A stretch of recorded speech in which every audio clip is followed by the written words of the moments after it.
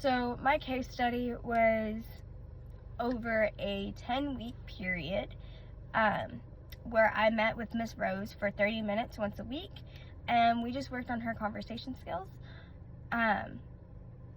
She has come from Turkey, where previously the only English she knew was written language. She never spoke it. She would read only what was written. But other than that, she had no formal verbal English lessons or anything like that. So with that, she understood grammatical formation of English, but couldn't relate that to conversations.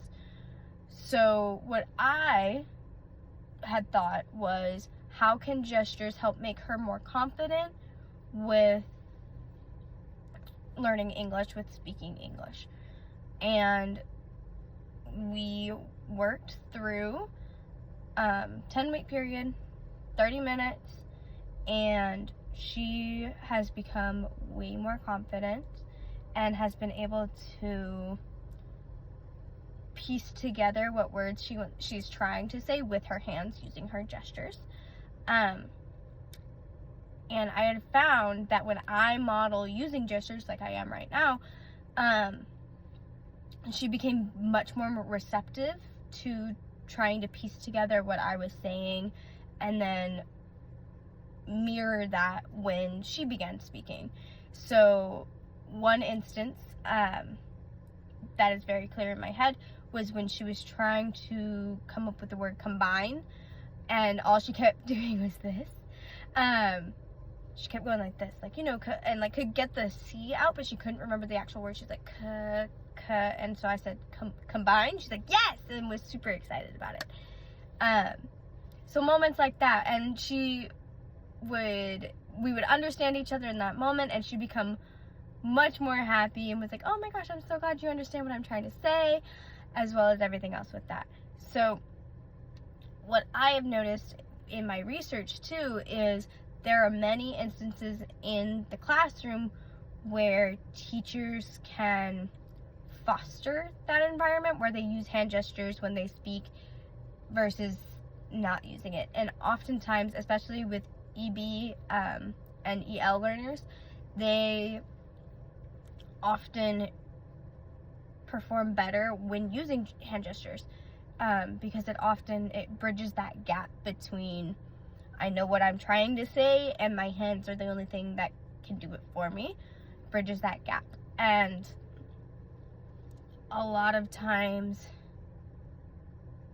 teachers are the only ones that students interact with who are willing to try and bridge that gap. There are oftentimes at home where parents of bilingual students may only speak one language, and so they can't help them with their English, or the other students in the class may not know Spanish or Chinese or Turkish or whatever else they're trying to speak with. They may not know that, and so the teacher is the only one who they may feel confident in at least attempting to speak with. So with all of that, much of the research shown is teachers bridging that gap and being the ones to say, use your hands, like, don't be afraid of it. This is what's going to help you bridge that. And oftentimes when students are able to, much like with Miss Rose, once students are able to use their hands to basically speak for them, they get very excited and they're much more willing to learn more English as well as have more conversations with people, and it's not as scary. So with that, my own personal reflections are just to be aware of my hands when I'm speaking, and not just have them going like this, but to be intentional with my hands. So earlier, when I was mentioning how Miss Rose only wrote, I purposely acted like I was holding a pen. And much of that is just because if you're not intentional, there's no learning that's going to happen behind that. So with that, I believe that working with Ms. Rose, I have been able to accurately see how using hand gestures can increase one's confidence when learning English.